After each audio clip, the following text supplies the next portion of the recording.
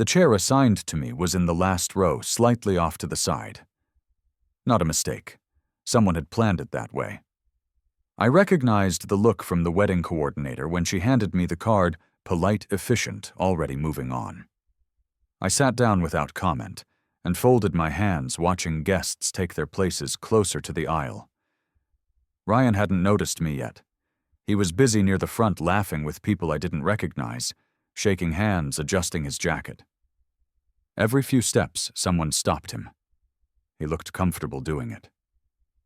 A few minutes before the ceremony was supposed to begin, he turned and finally saw me. He didn't wave. Instead, he walked straight down the aisle, stopped beside my chair, and leaned in. "You can't stay here," he said. The words were low and fast, like a favor. I looked up at him. "What do you mean?" He glanced around, then back at me. Some people on her side are uncomfortable. They don't want complications. What kind of complications? Ryan exhaled through his nose. "Dad, don't make this harder. This is a big day. There are important guests." "Say it clearly," I said. "What's the problem?" His jaw tightened. "You don't fit the image. The way you dress, the way you act. It reflects badly. I need today to go smoothly." A couple in the row ahead turned their heads. Not fully. Enough to listen without appearing to. "I'm here because you invited me," I said. "I'm sitting where I was told." Ryan straightened. "I'm asking you to leave." "That's not asking." His voice dropped further. "If you care about me at all, you'll walk away right now." There was no anger in his face. Just urgency. As if this were a scheduling issue, not a father being dismissed. I stayed seated. Ryan stepped back and raised a hand toward a man standing near the aisle. "Security." A short nod. Nothing dramatic. The man approached. "Sir, if you could come with me." "No trouble?" I said, standing up. Ryan didn't look at me as I passed. He was already turning away, smoothing his jacket again, greeting someone else with a smile that hadn't existed seconds earlier. The table I chose sat near the edge of the patio, far enough from the door that no one had to ask whether the seat was taken. I arrived early and kept my hands off the menu. Ordering could wait. The point was to be there first. Ryan showed up 10 minutes late. He walked toward me with the same suit from the day before, now wrinkled at the shoulders, tie-loosened eyes, carrying the weight of a night that hadn't gone as planned. The chair across from me scraped the ground as he pulled it out and dropped into it. About yesterday, he said, rubbing his face, things got out of hand. The words landed and stopped there. I nodded once. "You said what you needed to say. That's not what I meant." He leaned forward. "I didn't want it to happen like that." But it did. A server passed by. Ryan waved her off without looking. "Look," he said, lowering his voice. "We're past it now. No reason to drag it out." He straightened, took a breath, then shifted direction so quickly it felt rehearsed. "Being married changes things. Rent insurance planning ahead. I need to start handling assets properly. Assets, I repeated. Our family home," he said. "It makes sense for me to take ownership. That way I can leverage it if needed. Build stability." The phrasing sounded polished, like something borrowed. "Why the rush?" I asked. He shrugged. "Life doesn't wait. You've always told me that. I also told you not to skip details." Ryan looked past me toward the water, then back again. "Everything costs more than expected. That's normal." "How much? It's not about numbers," he replied quickly. "It's about responsibility." I leaned back. "You're asking for the house less than 24 hours after telling me to leave your wedding." A flicker crossed his face. Annoyance, maybe calculation. "That situation had nothing to do with this," he said. "If you help now, things smooth out. Everyone moves on from what he exhaled, from tension, from people talking. So this is about appearances again. Ryan's jaw set. You could have made it easier. Yesterday didn't have to look like that. You're saying this is conditional.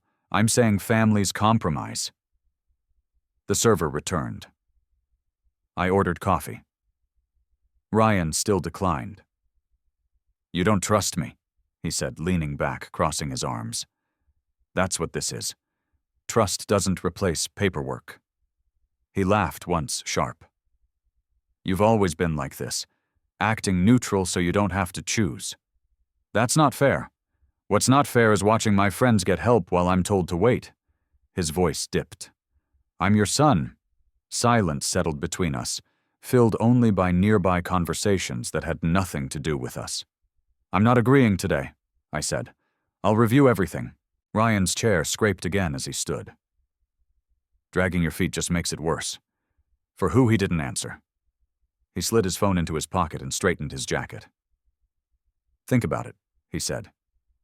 Don't turn this into something ugly. Then he left. The coffee arrived. Steam curled upward. I didn't touch it right away. Ryan crossed the parking lot without looking back. His shoulders stayed rigid as if bracing against resistance that hadn't yet arrived. Rough morning. The voice came from my right. Daniel Ruiz stood there with a paper cup in hand jacket draped over one arm. I hadn't noticed him approach. Didn't expect to see you here, he added. Wasn't planned, I said. He pulled out the empty chair and sat without asking. You look like someone just tried to sell you something expensive. Close. Daniel listened while I summarized the conversation. I kept it short. He didn't interrupt. When I finished, he nodded slowly. That kind of request rarely comes alone. What do you mean urgency plus emotional leverage usually means debt, he said, or someone else already asking questions. I raised him better than that. I'm sure you did, Daniel replied. Doesn't change what people do under pressure. He took a sip of his drink.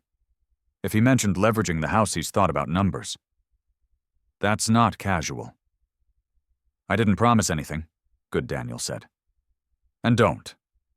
Not until you know exactly what's been said on his end. A pause followed. Daniel checked his watch. If you want, I can take a look at public filings. No strings. The clerk at the county office greeted me with practiced politeness and slid a clipboard across the counter. My name went onto the line without hesitation. The request was simple. Verify the status of the house, confirm nothing had changed. That was all I asked for.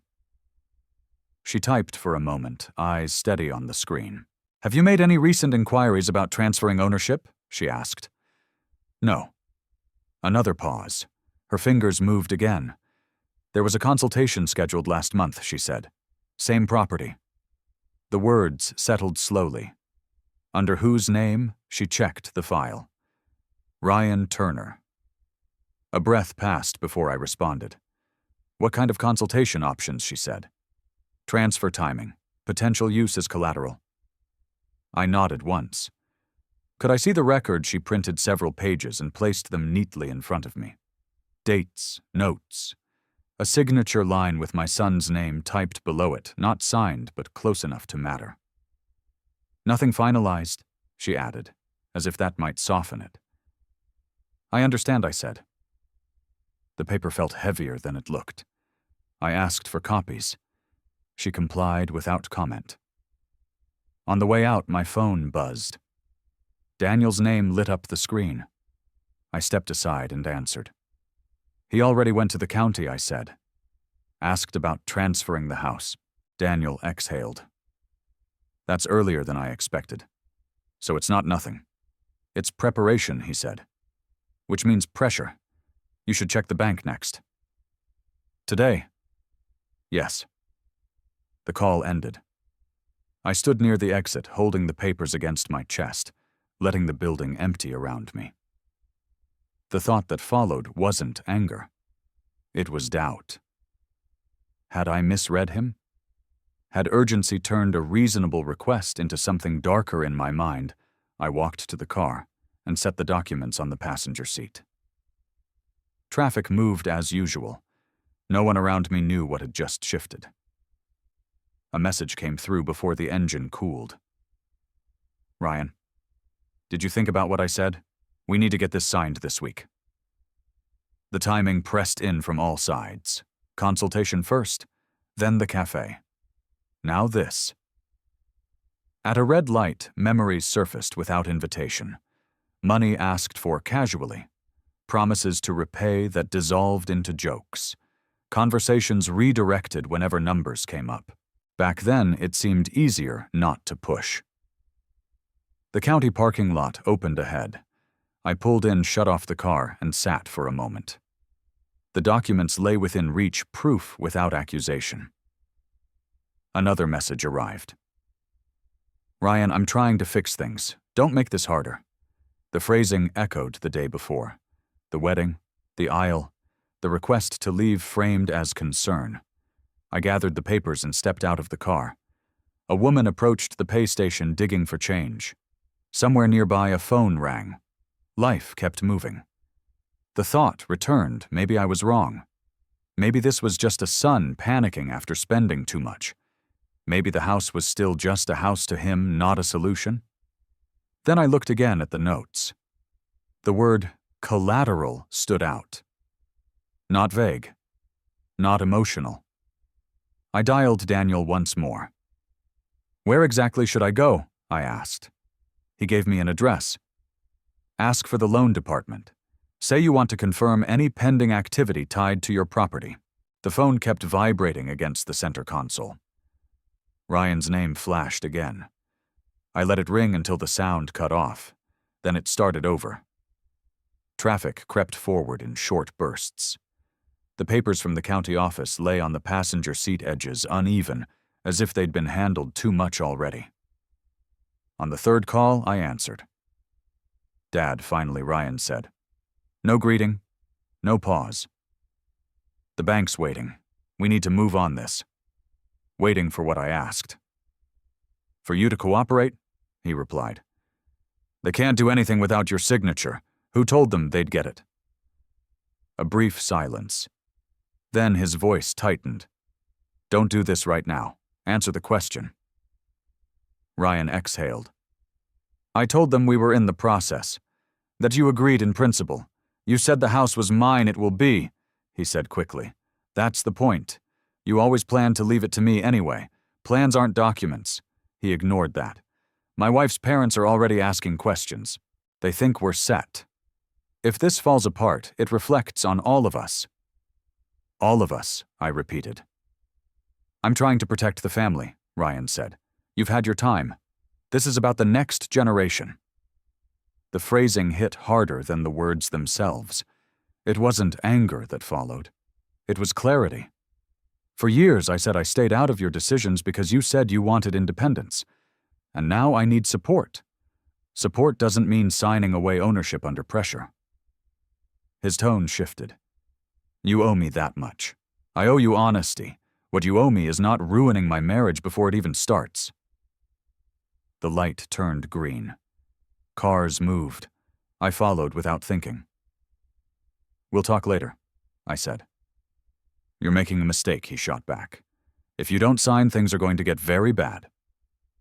The line went dead. The house greeted me the same way it always had mail on the counter shoes. By the door, a stack of unopened envelopes near the sink. Habit carried me through the rooms. Jacket on the chair, keys in the bowl, folders came out next. Old ones. A will drafted years earlier. Insurance policies updated after my wife passed. Deeds and statements I hadn't looked at in a long time because nothing had required them. The silence of paperwork has a way of speaking. Dates lined up. Names stayed consistent. Mine. Daniel called while I was rereading a clause about beneficiaries. He's pushing harder, I said. That's expected, Daniel replied. Once someone assumes consent, resistance feels like betrayal. What's the risk if I stall? Someone could act as if permission exists, he said. That's where it gets dangerous. A knock came before I could answer. I opened the door to Ryan standing there, jacket half-buttoned, eyes alert, jaw tense. He stepped forward without waiting to be invited. "We need to talk," he said. We already did. That was over the phone. He glanced toward the living room. "This needs to be face-to-face." He paced while I stayed near the doorway.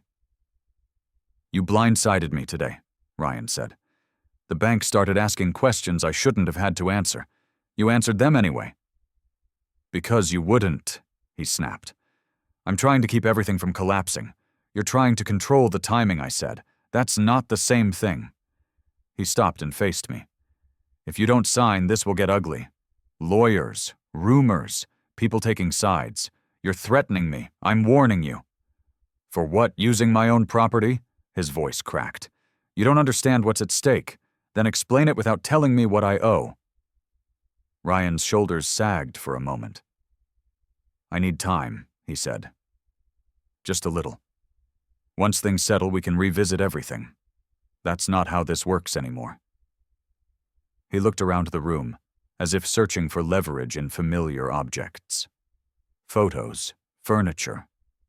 Years of proof that this place wasn't abstract. "Say something," he demanded. The phone rang again before the engine fully cooled. Ryan's name filled the screen, steady and persistent, as if time itself would bend if he kept calling. Traffic noise faded when I answered. "Dad," he said, sharp and breathless. "The bank's still waiting. We can't keep delaying this. They're waiting because you told them to," I replied. "That's not the point," he shot back. "They need confirmation, a signature, something." "What exactly did you tell them about the house?" A pause followed. Short but loaded. "I told them it was family property," he said. "That you planned to transfer it. Planned isn't owned." "You're splitting hairs," Ryan said. "This is about trust." "No," I said. "It's about facts." His voice rose. "You don't understand what this does to me. My wife just moved in. Her parents think we're secure. You want to pull the rug out now. I didn't promise them anything." "But you raised me," he snapped. "You taught me to rely on family. I wouldn't be in this position if you hadn't always said you had my back." The words landed heavier than he intended. For a moment, the road blurred into movement, and habit carried the car forward. "I stayed silent for years," I said. "Every time you asked for money and called it temporary, every time questions got brushed aside, that was different." "How you weren't cornered," Ryan replied. "I am." Silence followed. Not relief, not peace, just the sound of my own breathing and his expectation on the other end. "We'll talk later," I said. "You keep saying that," he replied. At some point later becomes never. The call ended. By the time I reached the house, the sky had darkened enough to make the driveway lights switch on automatically. Keys landed in the bowl by the door. Shoes stayed on. There was no reason to get comfortable. The filing cabinet in the hall hadn't been opened in years. Drawers resisted at first, then gave way. Folders spread across the dining table, documents I'd signed when life felt predictable. A will naming Ryan as sole beneficiary. Insurance policies tied to the same assumption. The thought crept in slowly. Silence hadn't preserved harmony. It had made room for entitlement. A call from Daniel interrupted the review. "You need to decide," he said, without preamble. "If he's already spoken to lenders, delay works against you. I haven't agreed to anything." "That won't stop someone from acting as if you did," Daniel replied. "Once a narrative starts reversing, it gets expensive." The doorbell rang as the call ended. Ryan stood there when I opened it, shoulders squared, eyes alert. He stepped past me without waiting, pacing toward the living room. "You didn't respond," he said. "I had to come. Coming doesn't change anything." "It might," he replied. "Face-to-face still matters." He stopped near the table, noticing the folders spread out. "What's all this paperwork?" I said. "The kind you skip until it's urgent." Ryan's tone softened. "You don't have to do this alone." "I'm not." He looked up. "Who else is involved?" "That's not your concern." His jaw tightened. "If you don't sign the bank backs out, that leaves me exposed. You exposed yourself. The shift was immediate. The appeal drained away, replaced by something colder." "You think I won't recover from this?" he asked. "I'll have to explain why my own father wouldn't help." "You already explained things your way," I said. "I'm just catching up." He moved closer. "You're blowing this out of proportion." "Then tell me the truth," I replied. "All of it." Ryan looked at the floor, then back at me. "If you don't cooperate, this gets very bad. Lawyers get involved. People start asking why you do this to your son." "That sounds like a threat. It's reality." The words hung between us, stripped of any pretense. Watching him stand there, shifting weight, waiting for me to retreat, something finally clicked. Avoiding conflict hadn't been kindness. It had been permission. Ryan checked his phone. "They're calling again," he said. "This can still be fixed." The table, the documents, his presence in the house, it all aligned into a single point of pressure. No room left to sidestep. I looked at him, standing there occupying space he'd begun to treat as leverage rather than home, and reached for one of the folders without saying anything. "Sit down," I said. Ryan hesitated, then dropped into the chair across from the table. His foot tapped once, then stopped. The folders were already laid out squared at the edges, nothing hidden. I slid one toward him. "What is this?" he asked. Read the first page. He flipped it open, skimmed, then slowed. His eyes moved back up the page as if the words might rearrange themselves. "That's not possible," he said. "You can't do this. It's already done." He looked up, face draining of color. "You sold the house last week." To who his voice rose. "You didn't even tell me. There was no reason to." Ryan pushed the folder away. "You just destroyed everything I've been trying to build." "What you were trying to leverage," I said. "Without permission." "That's not what this is," he snapped. "You did this to punish me." "No," I replied. "I did it to stop you." He stood and paced, hands dragging through his hair. "You saw how much pressure I was under. You knew I needed time. I saw the bank inquiries," I said. "The county records, the way you spoke as if ownership was a formality. So you panicked and sold it," he said. "That's your explanation." I recognized a pattern. Ryan laughed, sharp and hollow. "You've always assumed the worst of me. I assumed you'd tell the truth." His voice cracked. "You're my father. That's why I acted." He slammed his palm on the table. "You had no right." "I had every right," I said. "It was my property." "You just ruined my life," he shouted. "My marriage, my reputation. You risked those yourself." He pointed at me. "You're going to regret this." "I'll take this to court." "You can talk to a lawyer," I said. "So can I." Ryan grabbed his phone and dialed without breaking eye contact. "Daniel," he said when the call connected, "tell him this won't stand." Daniel's voice came through the speaker, steady. "Ryan, the sale is legal. Title transferred. Funds cleared." "You advised him to do this," Ryan demanded. "I advised him to protect himself," Daniel replied. "There's no claim here." Ryan ended the call and stared at the wall for a moment, breathing hard. "This is cold," he said finally. "You could have talked to me." "I tried," I said. "You asked for signatures." His shoulders slumped. The anger drained, replaced by something raw. "I just need time," he said, quieter now. "Give me a few months. I'll fix everything."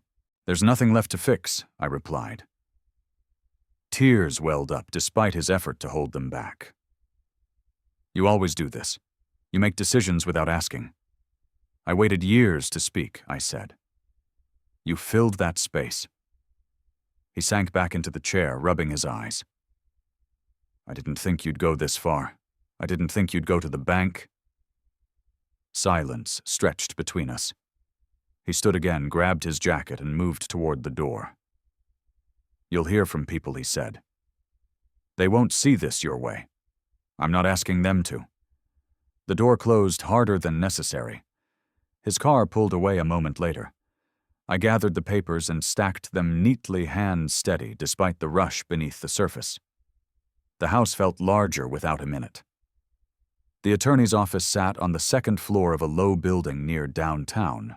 Nothing impressive, nothing designed to intimidate. The receptionist greeted me by name and gestured toward a conference room already prepared. Folders waited on the table tabs marked pages aligned. The attorney didn't rush. He reviewed everything again, even the parts already discussed over the phone. You're certain about this? He asked. Yes. This removes Ryan as beneficiary entirely. I understand. He nodded and slid the document closer. Then we'll update the will and the trust today. The pen felt heavier than usual, though the motion itself came easily. Years ago, signing papers meant planning for the future. Now it meant drawing a boundary that should have existed long before. The attorney continued explaining next steps, timelines, contingencies. I listened, asked a few questions, then signed again where indicated. That takes care of it, he said. Once filed, it's effective immediately. My phone buzzed against the table. A message from my sister. Another from a cousin. Short lines. Careful words. Ryan had started calling around. The attorney noticed the screen light up. You may want to avoid responding for now. I plan to. Outside, the afternoon moved on as if nothing had shifted. Cars passed. Someone laughed on the sidewalk. Life kept its pace. The bank confirmation came later that day. Daniel forwarded it without comment. The loan request had been declined. No collateral, no extension. Just a closed door. That night, messages piled up. Some were sympathetic. Others carried an edge. Have you talked to him? He's under a lot of stress. You know how he gets. I read them without replying. A call from Daniel came just after dinner. He's scrambling, he said. Credit cards, short-term loans. Nothing big enough. Is there anything I need to do? No, Daniel replied. You've already done it. The apartment in Carlsbad came up faster than expected. Small. Clean. Close enough to the water to feel like a change without pretending it was a new life. I toured it the next morning and signed the agreement before doubt could catch up. Moving boxes waited by the door that evening. Only essentials. The rest could be sorted later. 2 days after the will update, the attorney called. Ryan requested a meeting, he said. He showed up this morning. I didn't ask for one. I told him that the attorney replied. He's here anyway. I considered the ceiling, then the floor, then the packed boxes. I'll come by, I said. Ryan was already in the conference room when I arrived, pacing the length of the table. He stopped when I entered. You didn't have to go this far, he said. You could have waited. I waited long enough. He glanced at the attorney. This doesn't have to be permanent. The attorney stayed seated. Mr. Turner, your father's decisions are final, unless he chooses otherwise. Ryan turned back to me. People are talking. They always do. You're letting them believe I tried to take advantage of you. You spoke to the bank, I said. They believed you. His hands clenched. I was desperate. So was I replied. He leaned forward. Undo this, at least the will. I don't need the house now. That's not the point.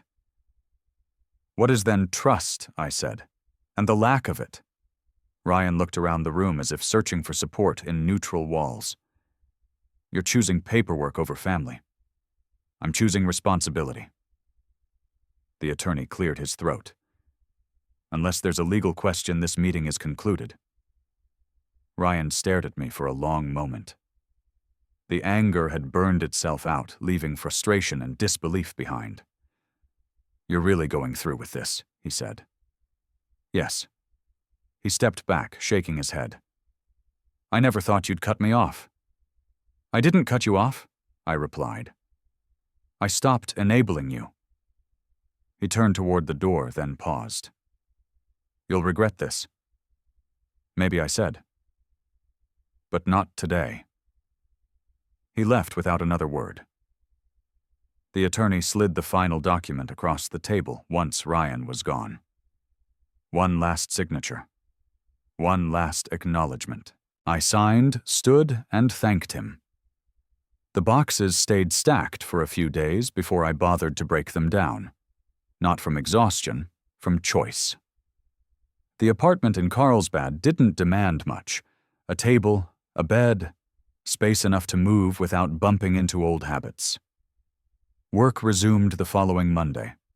Same routes, same calls, same spreadsheets that needed attention whether my life had shifted or not. Colleagues noticed the new address on file, nothing more. No one asked questions I couldn't answer with a sentence.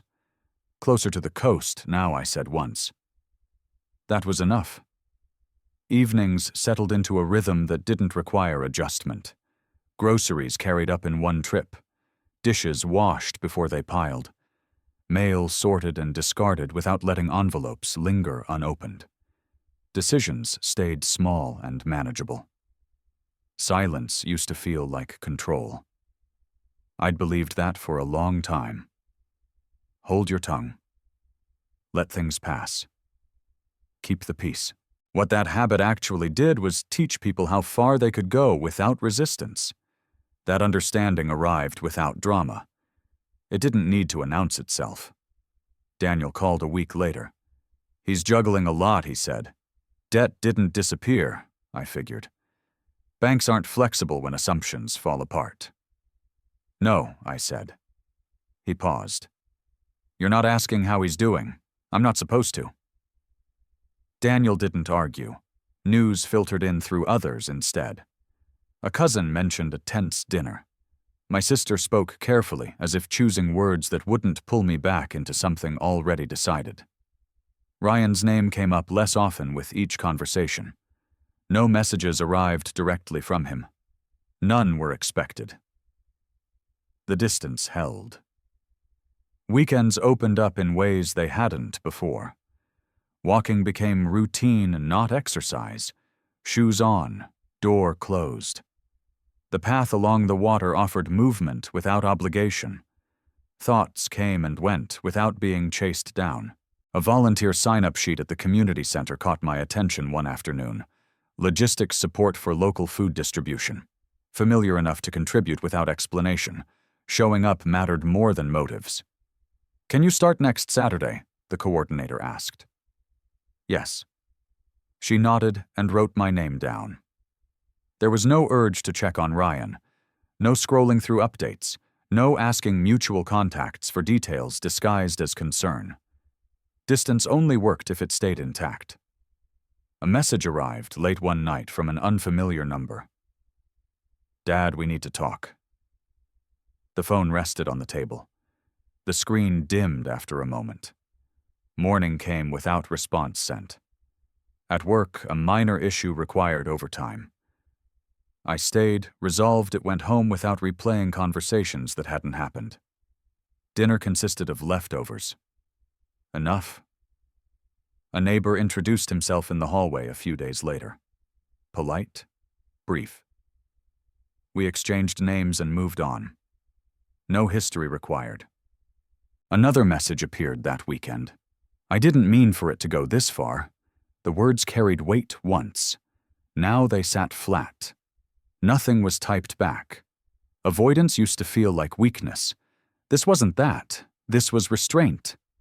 Ryan's situation unfolded without my involvement. Bills didn't negotiate. Marriage adjusted under pressure. Both families kept their distance not out of malice but caution. No one wanted to be pulled into a conflict that no longer belonged to them. I didn't celebrate any of it. There was no satisfaction to be found there. The apartment filled out slowly. A chair added near the window. A lamp that didn't flicker. Items chosen because they fit, not because they carried memory.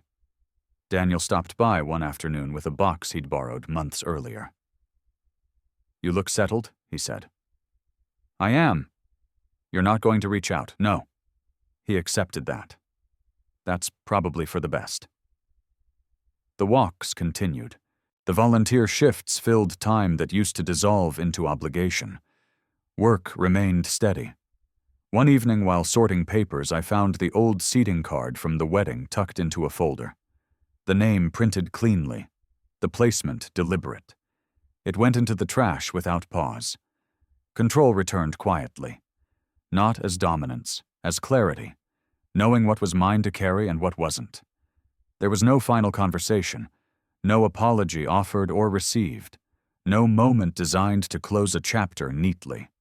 Life continued in manageable pieces. A grocery list written and followed. A shift covered. A path walked again.